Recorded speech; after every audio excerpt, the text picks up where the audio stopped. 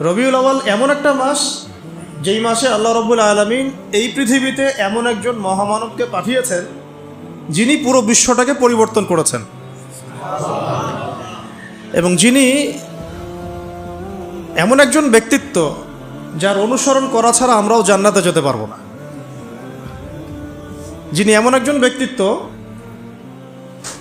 যিনি নিশ্চিত জান্নাতি জানার পরেও তাহাজ্জুদে দাঁড়িয়ে পা ফুলিয়ে ফেলতেন, যাকে আল্লাহ রাব্বুল আলামিন দোয়া কবুল হবে সার্টিফিকেট দিয়েছেন, তিনি সেই দোয়াটাকে স্টপ রেখেছেন। কিয়ামতের মাঠে তিনি এই দোয়াটা করবেন আমাদের জন্যে। এই মাসে সেই মহামানবকে এই পৃথিবীতে পাঠানো হয়েছে। আবার এই মাসেই আল্লাহ রাব্বুল আলামিন তাকে তার কাছে নিয়ে নিয়েছেন।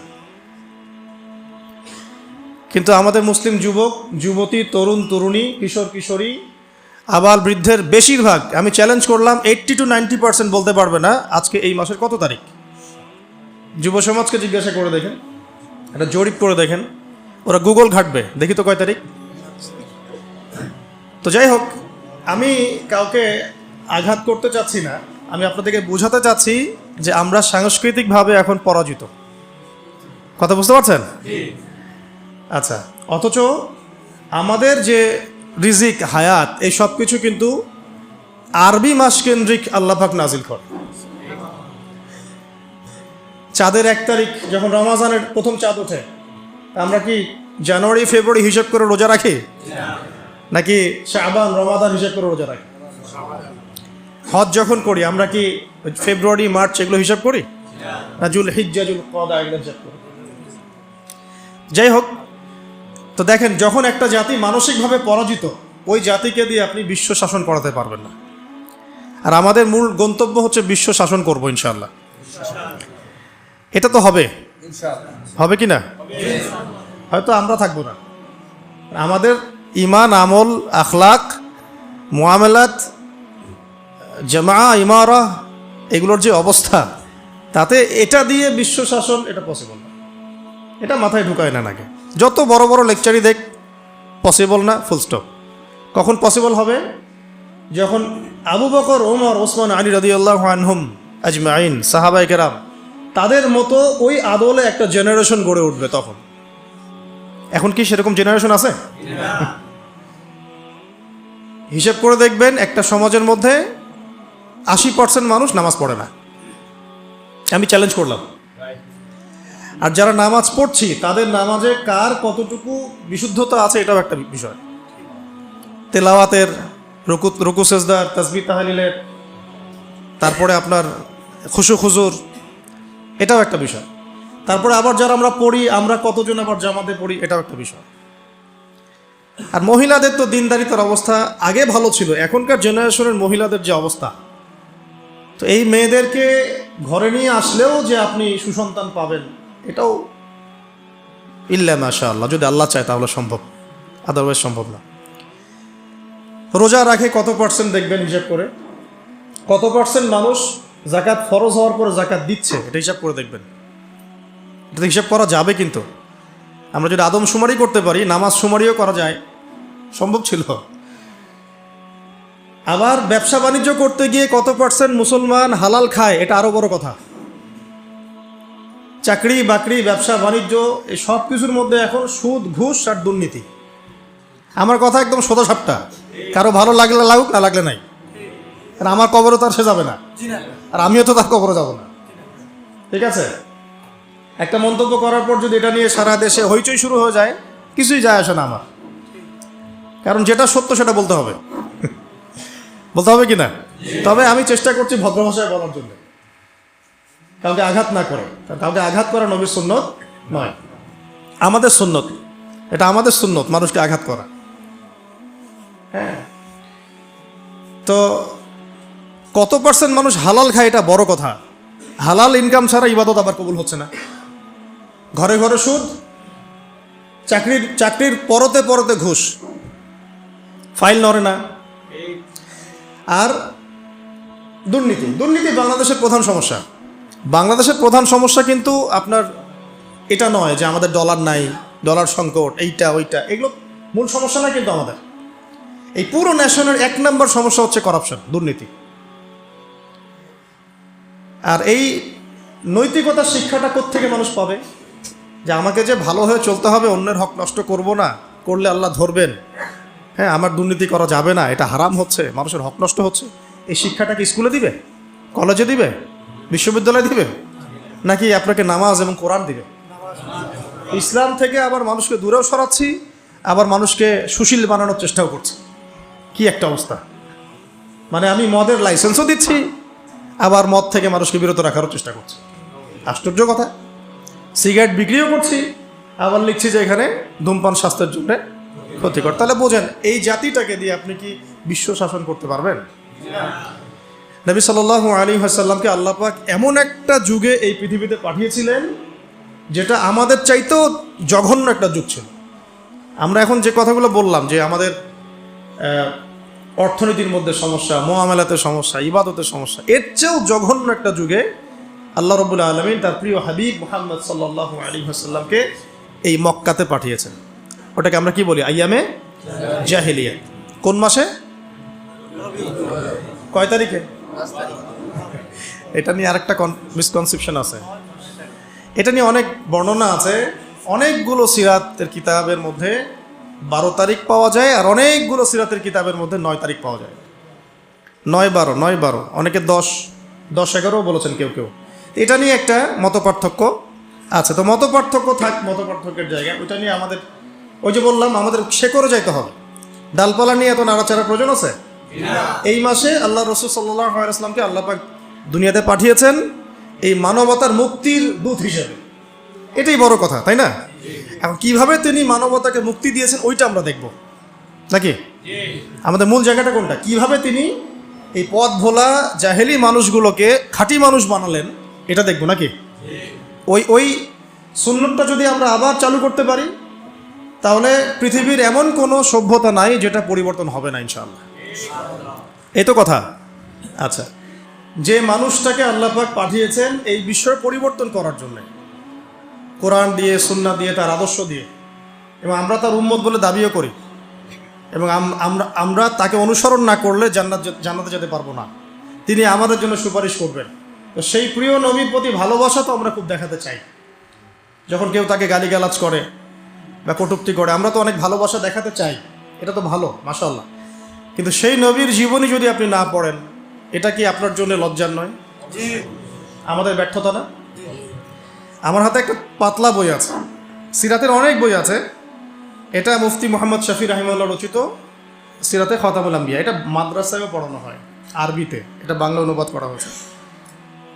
তো এই বইয়ের পৃষ্ঠা সংখ্যা সর্বোচ্চ কত হবে? 140টার মতো। 140টা পৃষ্ঠা পড়তে কত ঘন্টা লাগে বলেন? 3 ঘন্টা, 4 ঘন্টা, 5 ঘন্টা, 1 দিন, 2 দিন, 7 দিনের মধ্যে শেষ করা যায়? তাহলে নিয়াত করেন এই মাসের মধ্যে শেষ করবো ইনশাআল্লাহ। এটা ছাড়া আরও অনেক সিরাতের বই আছে।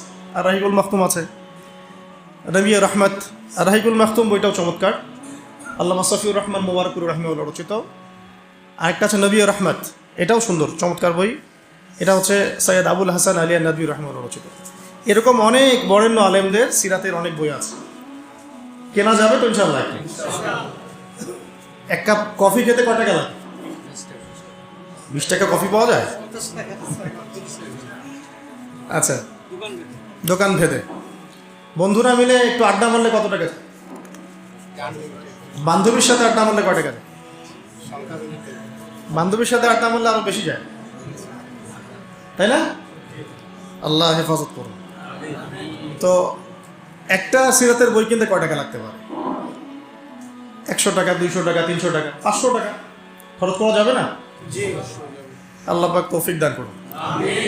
এই মাসে নবী সাল্লাল্লাহু আলাইহি ওয়াসাল্লামকে আল্লাহ পাক পৃথিবীতে পাঠিয়েছেন এবং আস্তে আস্তে ওই জাহিলি সমাজটাকে পরিবর্তন করেছেন। কিভাবে পরিবর্তন করেছেন? 1, নবী সাল্লাল্লাহু আলাইহি ওয়াসাল্লাম নবী হয়েছেন কত বছর বয়সে? 40। কত বছর বলেন? 40। ক্লাসের মতো মনে করেন। এর আগে 40 বছরের আগে আমাদের নবী সাল্লাল্লাহু আলাইহি ওয়াসাল্লাম কোনো অন্যায় করেছিলেন? কোনো মিথ্যা কথা বলেছেন? কোনো পাপ করেছেন? তিনি আগে থেকেই পবিত্র চরিত্রের মানুষ ছিলেন। ঠিক আছে, আমরা এখানে ওই বিষয়গুলো কথা বলছি না, তার বাবার নাম কি, মায়ের নাম কি, বংশ কি, এগুলো আপনারা পড়ে নিতে পারবেন। আমরা বলছি কিভাবে তিনি দিনটাকে প্রতিষ্ঠা করলেন। নবী হওয়ার পরেই, নবী হওয়ার সাথে সাথেই আল্লাহ রাব্বুল আলামিন তার উপরে ওহী করেছেন সূরা আলাকের প্রথম 5টা আয়াত। কোন সূরা? ইকরা বিসমি রাব্বিকাল্লাযী খালাক, এই সূরা। বা'দা আউযু বিল্লাহি মিনাশ শাইতানির রাজীম। এখানে আল্লাহ পাক তাকে পড়তে বলেছেন। কি বলেছেন? পড়তে বলেছেন। কিন্তু আমাদের নবী সাল্লাল্লাহু আলাইহি ওয়াসাল্লাম কিন্তু পড়তে জানতেন না, লিখতে জানতেন না, পড়তে জানতেন না। আল্লাহ পাক তাকে এভাবে কোনো স্কুল, কলেজ, মাদ্রাসা এভাবে তিনি পড়াশোনা করে আসেন নাই। আল্লাহ পাক তাকে জ্ঞান শিক্ষা দিয়েছেন। আল্লাহ পারেন কি না? তার মানে এখন দিনের জন্য আমরা যাই করতে চাই না কেন, প্রথম কাজ কি বলেন? ব্যাস, পেলেন তো? প্রথমে নবী সাল্লাল্লাহু আলাইহি ওয়াসাল্লাম প্রথম যে ওহীটা পেয়েছেন সেটা হলো ইকরা, পড়ুন। কি পড়বেন? বিসমি রাব্বিকাল্লাযী খালাক, আপনার সেই রবের নামে যিনি আপনাকে সৃষ্টি করেছেন। মানে যে জ্ঞান আপনাকে আল্লাহর কাছে নিয়ে যাবে ওই জ্ঞান আপনি শিখবেন, তাই তো? আর যে জ্ঞান আপনাকে আল্লাহ থেকে দূরে সরায় ওই জ্ঞান শিখবেন? আমরা এখন বেশিরভাগ ক্ষেত্রে ওই জ্ঞানই শিখছি যে জ্ঞান আমাদেরকে আল্লাহ থেকে দূরে সরাচ্ছে দিন দিন, তাই না? এটা কি বুঝতে পারেন কি না? তো প্রথম কাজ আমাদের, তাহলে দিন নিয়ে যেটাই করতে চাই, চলতে চাই, দিন প্রতিষ্ঠা করতে চাই, প্রথম কাজ কি ভাই? ব্যাস, আল্লাহ নবী সাল্লাল্লাহু আলাইহি ওয়াসাল্লাম ওহী পেলেন। এরপরে তিনি কাছের মানুষদেরকে দাওয়াত দেওয়া শুরু করলেন। কাদেরকে? তাহলে আমাদের সুন্নাহ কি? এখন আমাদের কাছের মানুষদেরকে দিনের দাওয়াত দেয়া। তো দিনের দাওয়াত দেওয়ার আগে আবার নিজেকে ঠিক হতে হবে, নিজেকে জ্ঞান অর্জন করে আমল করতে হবে, করে প্র্যাকটিসিং মুসলিম হতে হবে। এবার আমি আমার কাছের মানুষদেরকে দাওয়াত দিব। কাছের মানুষ বলতে সবার আগে ইসলাম কবুল করেছেন কে? তার স্ত্রী খাদিজা রাদিয়াল্লাহু আনহা, কাছের মানুষ আবু বকর সিদ্দিক রাদিয়াল্লাহু আনহু, চাচাতো ভাই আলী ইবনে আবি তালেব, হ্যাঁ, যায়েদ ইবনে হারেসা রাদিয়াল্লাহু আনহু, আস্তে আস্তে এভাবে ওসমান ইবনে আফফান, আব্দুর রহমান বিন আউফ, সাদ ইবনে আবি ওয়াক্কাস, তালহা বিন উবাইদুল্লাহ, জুবাইর ইবনে আওয়াম, আস্তে আস্তে আস্তে আস্তে মানুষ ছড়াতে থাকলো। প্রথম সুন্নাহটা কি তাহলে? আগেই একদম মানে কি বলবো, আগেই একদম বিশ্ব শাসন করার চিন্তা করান, আগে কাছের মানুষদেরকে পরিবর্তন করা। আর এই পরিবর্তন করতে গিয়ে অনেকে কথা শুনতে পারে, অনেকে কথা নাও শুনতে পারে। যারা শুনবে আলহামদুলিল্লাহ, যারা শুনবে না তাদের কোনো সমস্যা নেই। নবী সাল্লাল্লাহু আলাইহি ওয়াসাল্লামের অনেক চাচা ছিলেন, প্রায় 7 থেকে 9 জন। সবাই, কেউ কি ইসলাম কবুল করেছেন? মানে সবাই কি ইসলাম কবুল করেছেন? পরের দিকে আব্বাস রাদিয়াল্লাহু আনহু ইসলাম কবুল করেছেন। কিন্তু এই যে আবু জাহেলের নাম শুনেছেন, আবু লাহাবের নাম শুনেছেন, তারা কি সম্পর্কে নবী সাল্লাল্লাহু আলাইহি ওয়াসাল্লাম কি হতেন? তার মানে দাওয়াত দিলে কাছের সব মানুষ ইসলাম কবুল করবে বা দাওয়াত গ্রহণ করবে জরুরি না, নাও করতে পারে, বরং শত্রুতাও করতে পারে, তাই তো? কিন্তু আমাদের শুরুটা হবে এভাবে। এরপরে নবী সাল্লাল্লাহু আলাইহি ওয়াসাল্লামকে আল্লাহ পাক ওহী করলেন, সূরা শুআরার মধ্যে আছে, ওয়া আনজির আশিরাতাকাল আকরাবিন। এবার তোমার বংশের আত্মীয় স্বজনকে দাওয়াত দাও। বংশ আছে না আমাদের সবার?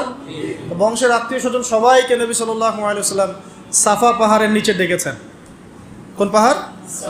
সাফা মারওয়া দেখেছেন কিনা? যারা গিয়েছেন দেখেছেন হয়তো। সাফা তো আর আগের মতো নাই, এটা এখন গ্লাস দিয়ে বন্ধ করা আছে। তো সাফা পাহাড়ের পাদদেশে নবী সাল্লাল্লাহু আলাইহি ওয়াসাল্লাম এই ইয়া মা'আশারাল কুরাইশ সবাইকে ডেকেছেন। ডেকে বলেছেন, আমি যদি তোমাদেরকে বলি এই পাহাড়ের পিছনে সেনাবাহিনী আছে, তোমাদেরকে আক্রমণ করবে, তোমরা কি বিশ্বাস করবে আমার কথা? সবাই বলছে হ্যাঁ করবো, কেন করবো না? তুমি হচ্ছে আল আমিন, সত্যবাদী, তুমি সবসময় সত্য কথা বলো, তোমার কথা কেন বিশ্বাস করবো না? তখন তিনি বললেন যে তোমরা কুলু লা ইলাহা ইল্লাল্লাহ তুফলিহুন, তোমরা সবাই বলো যে আল্লাহ ছাড়া প্রকৃত কোনো মাবুদ নাই, তাহলে সফল হয়ে যাবে। ব্যাস, এই বলার সাথে সাথেই নবী সাল্লাল্লাহু আলাইহি ওয়াসাল্লামকে পাথর মারা শুরু হলো। আবু লাহাব কে মেরেছে প্রথম? ওই জন্যই তো সূরা নাজিল হলো, তাব্বাত ইয়াদা আবি লাহাবিন ওয়া তাব। ব্যাস, এই হলো শুরু। তারপরে নবী সাল্লাল্লাহু আলাইহি ওয়াসাল্লাম নবুয়তের বয়স কত? 23 বছর। কত বছর? এই 23 বছরের মধ্যে মক্কায় ছিলেন কত বছর বলেন? 13 বছর। আর মদিনায় 10। এই প্রথম 13 বছর মক্কায় ছিলেন। প্রথম 13 বছরের প্রথম 3 বছর তিনি এইভাবে গোপনে দাওয়াত দিয়েছেন। কত বছর? আমরা তো 3 দিন দাওয়াত দিয়ে হাবশায় যাই, তাই না? প্রথম 3 বছর আল্লাহর নবী গোপনে দাওয়াত দিয়েছে, গোপনে গোপনে, individually, man to man, door to door. তারপরে তিনি প্রকাশ্যে দাওয়াত দেওয়া শুরু করলেন। আর যখনই প্রকাশ্যে দাওয়াত দেওয়া শুরু করলেন, ব্যাস তখনই তার উপরে অমানবিক সব নির্যাতন নেমে আসে। আমরা উমরা সফরে একবার মক্কায়, একবার মদিনায়, 2 বার আমরা জামাত আগে যেতে পারি নাই, কাতারের সামনে যেতে পারি নাই। তো তাপমাত্রা দেখলাম সেদিন প্রায় 44 ডিগ্রি তাপমাত্রা, 44 কি 42 ডিগ্রি তাপমাত্রা, তো গরম। তো বাধ্য হয়ে একদিন মক্কায় আমাদেরকে রাস্তায় নামাজ পড়তে হয়েছে। রাস্তা মানে হারামের মধ্যেই, যারা হজ উমরা করেছেন তারা তো জানেন, হারামের সাথেই রাস্তায়। ওটা ওখানকার একটা কমন বিষয়, নামাজের আজান হয়ে গেলে মানুষ দাঁড়িয়ে যায় ওখানে, রাস্তায় দাঁড়িয়ে যায়, এটা হারামের মধ্যে। মদিনাতেও একই অবস্থা। তো ওই গরমের মধ্যে আর জায়গা না পেয়ে রাস্তায় একদিন দাঁড়াতে হলো। দাঁড়াতেই, জায়নামাজের উপরে দাঁড়াতে আমাদের হিমশিম খেতে হচ্ছে, মনে হচ্ছে পা পুড়ে যাবে। তার উপর রুকু করা, সিজদা করা, তাশাহুদের শেষ বৈঠক, কপাল লাগানো। তখন একজন সাহাবীর কথা মনে পড়ছিল, বেলাল রাদিয়াল্লাহু আনহু। কোন সাহাবী? বেলাল রাদিয়াল্লাহু আনহু। এটা তো কিছুই না, তাকে মরুভূমির গরম বালির মধ্যে শুইয়ে উপর থেকে চাবুক মারা হয়েছে, তার উপর বুকে পাথর চাপা দেওয়া হয়েছে। তো নির্যাতনের, আমরা আসলে নির্যাতনের নও জানি না। এই যে আমাদের জেল, জুলুম, তারপরে গুম, এগুলো কিছু না। নির্যাতন যা হয়েছে সাহাবীদের উপরে এবং আমাদের নবী সাল্লাল্লাহু আলাইহি ওয়াসাল্লামের উপরে, এটা কল্পনার বাইরে, আমরা এটা কল্পনা করতে পারবো না। আমরা এই যে পৃষ্ঠার মধ্যে এগুলো পড়ি, খালি পড়লে তো আর আপনি আমরা তো ফিল করতে পারবো, অনুভব করতে পারবো। যারা ওই সময় ছিলেন, দেখেছেন, তারা বুঝবেন, তাই না বিষয়টা? নবী সাল্লাল্লাহু আলাইহি ওয়াসাল্লামকে প্রায় 15 বার হত্যা করার চেষ্টা করা হয়েছে এবং তাকে মোটামুটি মানুষ প্রায় 15-16টা গালি দিয়েছে সারা জীবনে। কাকে গালি দিয়েছে? এমন একজন মানুষকে যার সামনেও কোনো গোনা নাই, পিছনেও কোনো গোনা নাই, যিনি তার সমস্ত পরিশ্রম করছেন উম্মার জন্যে, তার নিজের স্বার্থে নয়। আর তিনি তো যাবেন মাকামে মাহমুদে, তিনি তো একদম জান্নাতুল ফিরদাউস, তার তো কোনো হিসাবও নেই, আছে? তাহলে তা তিনি কেন পরিশ্রমগুলো করলেন, কেন মার খেলেন, কেন গালি খেলেন? কাদের জন্যে? আমাদের জন্য, আপনাদের জন্য, এই তো।